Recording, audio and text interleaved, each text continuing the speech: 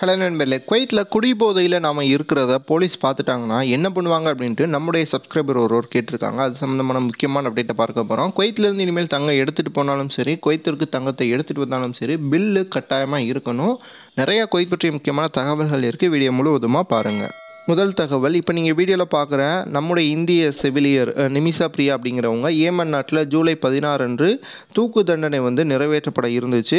இந்திய கவர்மெண்டினுடைய தலையீடு மற்றும் கேரள மாநிலத்தினுடைய இஸ்லாமிய மதகுரு எல்லாராலையும் மதிக்கப்படக்கூடிய கிராண்ட் முஃப்தி அவர்களினுடைய தலையீட்டாலும் இந்த மரண தண்டனை அப்படிங்கிறது தற்காலிகமாக நிறுத்தி வைக்கப்பட்டிருந்துச்சு. அதுபோக நம்முடைய தமிழ்நாட்டை சார்ந்தவங்க தான் இந்த நிமிஷா பிரியா அப்படிங்கிறவங்களினுடைய முழு வழக்கையும் கையாளக்கூடிய ஒரு பவர் ஆஃப் அட்டர்னி அப்படிங்கிற ஒரு போஸ்டிங்கை அந்த பெண்மணியினுடைய குடும்பத்தினர் கொடுத்துருக்காங்க. அதாவது எல்லாத்தையுமே இந்த தமிழர் தான் பார்த்துக்கிடணும் அப்படிங்கிற மாதிரி.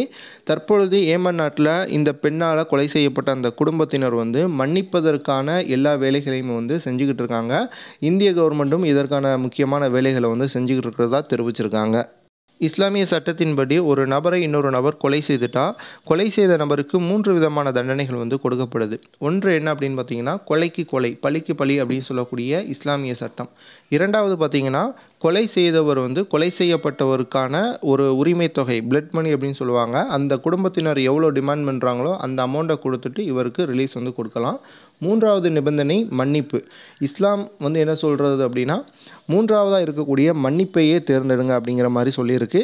ஸோ இந்த வழக்கில் இதை மேற்கோள் காட்டி தான் கேரள மாநிலத்தினுடைய அந்த இஸ்லாமிய மதகுரு அந்த குடும்பத்தை பேசியிருக்காங்க. மன்னிப்பை வழங்குவதற்கு தயாராகவும் இருக்கிறாங்க. அதே நேரத்தில் கேரள மாநிலத்தினுடைய இந்த பெண்மணியை காப்பாற்றுவதற்கு ஒரு அசோசியேஷன் ரெடி பண்ணியிருந்தாங்க. அவங்க இப்போ வரைக்கும் 8.5 கோடி அளவிற்கு பணம் கொடுப்பதற்கும் தயாராக இருக்கிறாங்க. அந்த குடும்பம் பணத்தை ஏற்றுக்கொண்டாலும் சரி, ஏற்றுக்கொள்ளனாலும் சரி, மன்னிப்பை பெறுவதற்கான முயற்சிகள் மேற்கொள்ளப்பட்டுக்கிட்டு இருக்கு.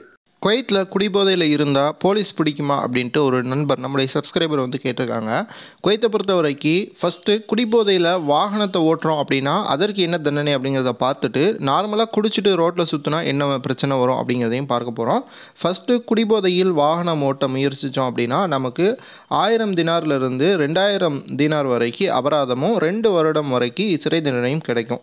அதே நேரத்தில் நாம் குடிபோதையில் வாகனத்தை ஓட்டி ஏதாவது பொருட்கள் மீது ஏற்றிட்டோம் அப்படின்னா நமக்கு 2000 தினார்லேருந்து 3000 தினார் வரைக்கும் அபராதமும் 1.5 முதல் 2 ஆண்டுகள் வரை சிறை தண்டனையும் விதிக்கப்படும். அதே போல் குடிபோதையில் யாருக்காவது காயத்தை ஏற்படுத்திட்டோம் அல்லது மரணத்தையே ஏற்படுத்திட்டோம் அப்படின்னா நமக்கு 2000லேருந்து 5000 தினார் வரைக்கும் அபராதமும் 2லேருந்து 3 வருடம் வரைக்கும் சிறை தண்டனையும் விதிக்கப்படும்.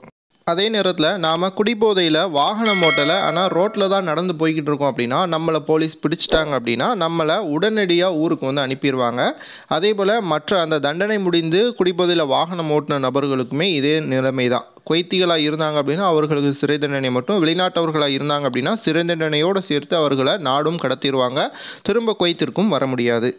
அடுத்ததாக, குவைத் ஏர்போர்ட் வழியாக பயணிக்கக்கூடிய, அதாவது குவைத்திலிருந்து நீங்கள் சொந்த நாட்டிற்கு போனாலும் சரி, குவைத்திற்கு நீங்கள் சொந்த நாட்டிலேருந்து வந்தாலும் சரி, தங்கம் அதே போல் பணம் இதெல்லாம் கொண்டு வரணும் அப்படின்னா அதற்கான ஒரு வழிமுறையை வெளியிட்டிருக்காங்க. அந்த அடிப்படையில் 3000 தீனார் அளவிற்கு மதிப்புள்ள பணமோ அல்லது நகைகளோ தங்கமோ நீங்கள் கொண்டு வரீங்க அப்படின்னா கட்டாயமாக ஏர்போர்ட் அத்தாரிட்டிகிட்ட நீங்கள் சொல்லணும். அப்படி சொல்லாத பட்சத்தில் அந்த பணத்தையோ அல்லது நகையையோ குவைத்தினுடைய ஏர்போர்ட் அத்தாரிட்டிஸ் பறிமுதல் செய்திருவாங்க.